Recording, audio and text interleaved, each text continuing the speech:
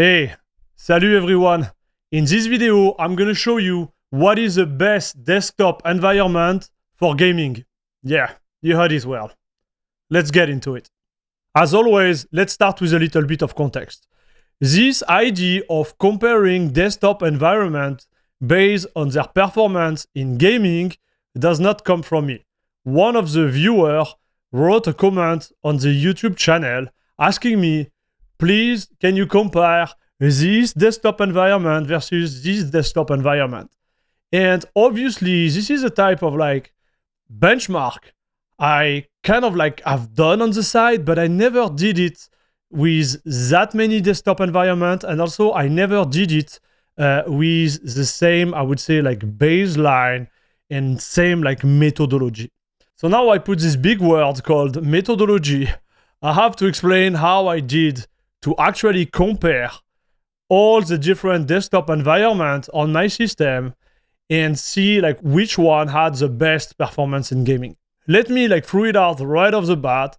I have a 5950X AMD CPU with a 4090 RTX NVIDIA card. I'm running overclock memory, it's BDI 32GB, and that's the hardware I'm gonna use for all those tests.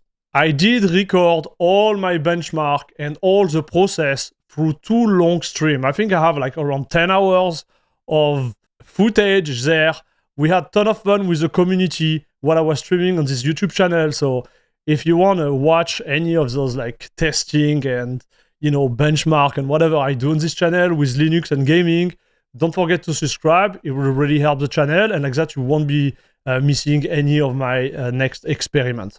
But if you want to go through all the footage, it's there. Now, when we talk about methodology, I cover the hardware, I need to explain you what I believe is the right benchmark for gaming. So first, you have obviously the benchmark you have inside the game. In this specific test, I'm going to use games which have benchmark within them. But I do believe it's not enough. If you want to really have a good feedback about your desktop environment and about any type of operating system, to be fair, you want to also try to measure, and there I don't have all the tools to do it obviously, but I'm going to give you my feedback.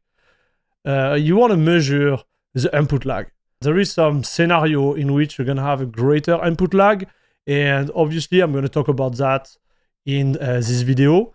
And the next one is related to stutter, and I would say micro stuttering when you actually play the game. And it's something that the benchmark are not telling you. So when you look at gaming performance, I do believe the benchmark within the game are a good, really picture of what type of performance you have, but they don't tell you the whole story. In this video, I'm going to try to share with you not only the number as they come out, but also the overall feeling related to input lag and stutter within the game. Now let's talk about the software. I do believe that if you want to have benchmarks which are relevant to the goal we are trying to achieve here, you want to make sure that the kernel, the distribution, the packages are all the same across the board. So what I've done those benchmarks in a really short window, and I use the same kernel, the same distribution, the same package, the same Proton, the same NVIDIA driver through the whole process. So on this side, I think we are solid. The other variable, which is kind of annoying, but I still had to go through it, was what type of display protocol are you going to use? Are you going to use X11 or are you going to use Wayland? So obviously I cover both of them, but also within X11, I make sure that I did the testing with the compositor activated and without the compositor activated. I will talk about that later in the video. Now we cover most of the software. There is one last piece I need to talk about, and it is the game I'm going to be covering in this video. So the game I decided to test and bench for all those desktop environments is Tomb Raider, because Tomb Raider is a game that runs natively on Linux and it will give us a good idea of how native game will run on this desktop environment. Then I choose Cyberpunk, because Cyberpunk obviously has a benchmark inside it, but it's also a really, really heavy game to run. And also because it's going to give us a really good idea of what are the results for the game which run through Proton.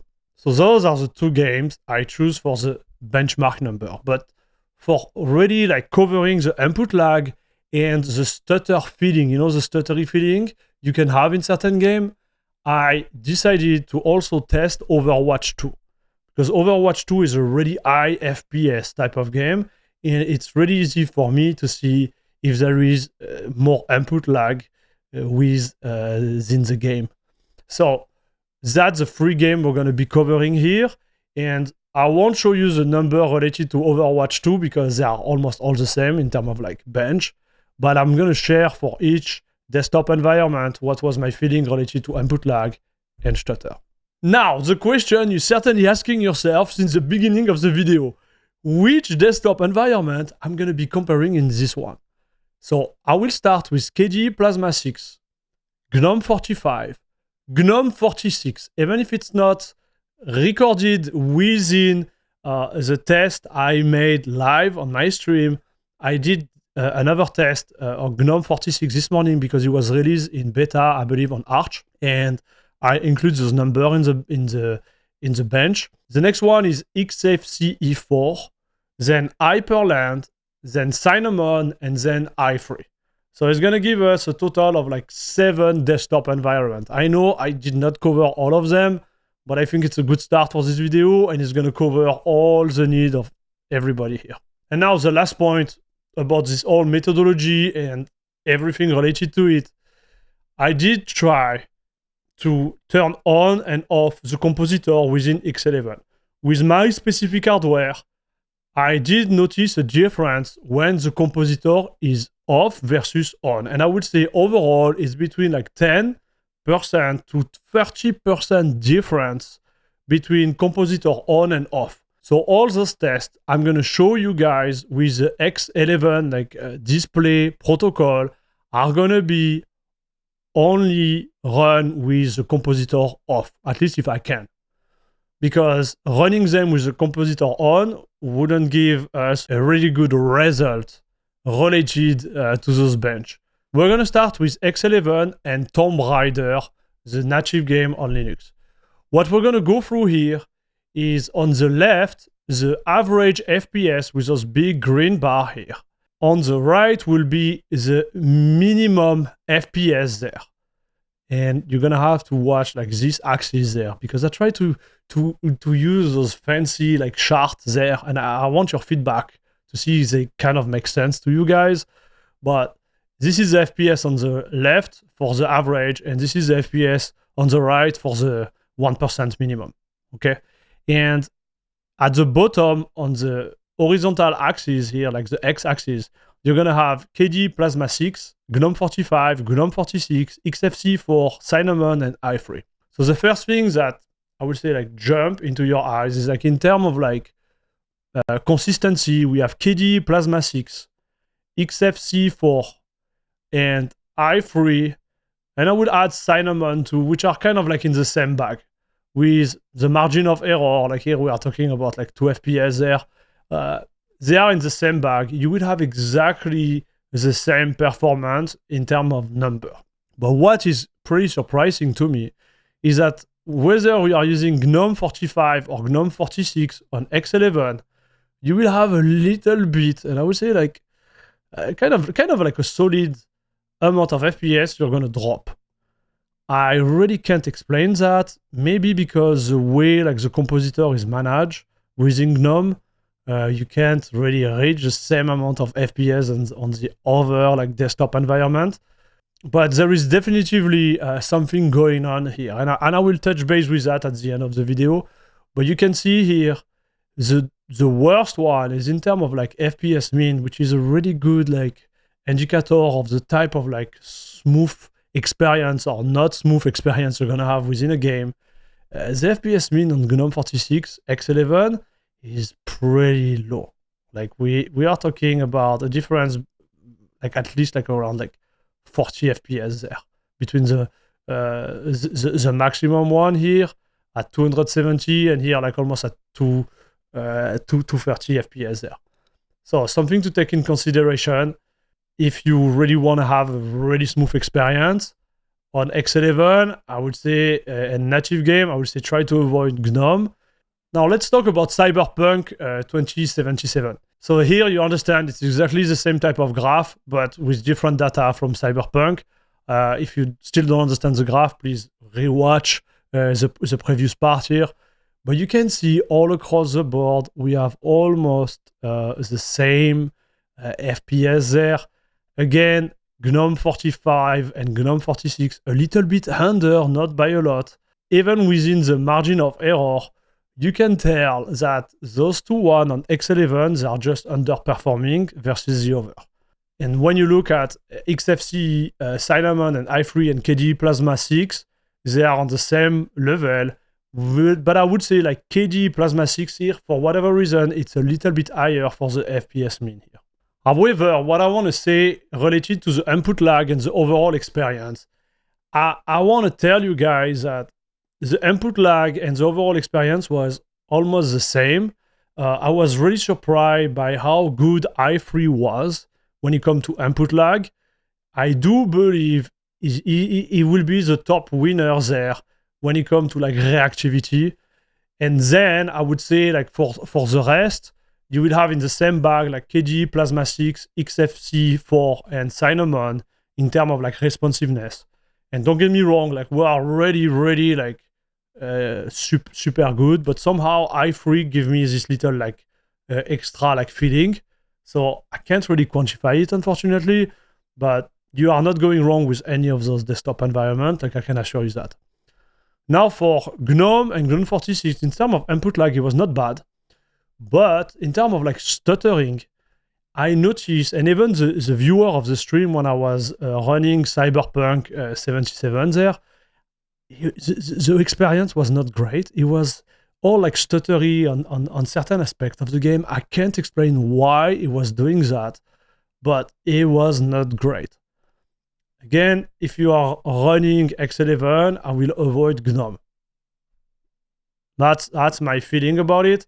I do believe they are not really pushing any type of like update for X11, and they are really behind. Maybe I'm wrong. I don't know, guys. What is your feeling about it? But with NVIDIA, GNOME, it just doesn't work. Now, let's talk about Wayland. So Wayland, obviously, is another type of a beast. And I need to, talk about the elephant in the room here. The NVIDIA driver, they are not really ready for Wayland. We're going to have to wait for the next release. Hopefully, explicit sync is going to be added on the driver, but also within the Wayland stack. So we have like really like two sides. We have to wait for the NVIDIA driver, but also the Wayland development advance there. But I still wanted to show you what will be the output on Wayland. So on Wayland, when it comes to like native gaming, KDE Plasma, to me, is definitively a winner. However, the bench doesn't tell you the whole story. So if you want to run this bench, you're gonna have to install a patch called explicit sync. Otherwise, your game is gonna be all blurry. You're gonna have a lot of artifacts, a lot of like flickering on your screen, and the experience is not the best. But I just wanted to, share it with you guys. Here, for whatever reason, KDE, in terms of performance, is above the crowd. What I was surprised, though, is like GNOME 45, I don't know if they include the explicit sync patch, but I didn't have any of the flickering within GNOME 45. So that was pretty interesting. Now, for GNOME 46, I tried all the tutorial online and also what I've done to activate Wayland on GNOME 46 on Arch. I just could not do it. So I kind of give up, but I still put it there because it's kind of showing you that it's not a done deal yet with NVIDIA. Now let's talk about Cyberpunk. And here another big surprise there is that the performance of GNOME 45 within Wayland were higher than Hyprland and KDE Plasma 6. So there, it was also super interesting to watch that the performance was better there. And you can tell by actually quite a lot. I do believe like the GNOME team is really focusing on Wayland right now, and it kind of shows. So I don't know, guys, if you are using AMD, if you have the same type of result, I would be really curious for you to, you know, share your result in the comment below. But this is the type of output I had. And yes, I'm gonna have to redo them when the explicit sync patch is out. Now, when it comes to like micro stuttering and overall experience with NVIDIA on Wayland, I would say right now, try to avoid Wayland. It's just not worth your time, and you're gonna be anyways like really disappointed. I think Wayland is gonna be great before the end of the year for NVIDIA, but right now it's just not good. So if you just stay on your desktop and you do nothing else, why not? But if you play video game, you're gonna have first force vsync, so you're gonna have a crazy big input lag in general. Then you're gonna have the performance dip between like X11 and Wayland. Like in game, you're gonna lose, I would say, like at least 10% of FPS. So I would say like overall, try to avoid Wayland right now. I just don't think it's worth it. And that's all, guys. Now you know what are the differences between all the DAV in terms of performance in gaming. So after this video, I was like, should I switch to i3 to have like a little bit less input lag? And I was like, no, like I still love KDE Plasma 6 better than any other desktop environment, and those bench and this all like experience, you know, like kind of like give me a good feeling about where I'm at right now. I would say KDE Plasma 6 is one of the best, if not the best desktop environment right now for gaming. So obviously this result is based on my hardware. You might have a totally different experience with your AMD or Intel card. But overall, when I look at the feature, like the VRR, everything else, HDR, everything else, like I do believe KDE 6 is in advance, and it's really well prepared for anything that the game are gonna throw at you. So that's my conclusion here. If you want to play your game on Cinnamon, i3, or even GNOME, you can go for it. I don't think it's gonna be a big no-go, depending again on your hardware. But I would say overall, my feeling is that KDE 6 is above the crowd if you really want to focus on gaming. Guys, thank you very much for watching. I will do another desktop environment benchmark when we finally have explicit sync on NVIDIA and Wayland. So guys, stay tuned. Don't forget to sub to the channel, and see you in the next one. Bisous, bisous.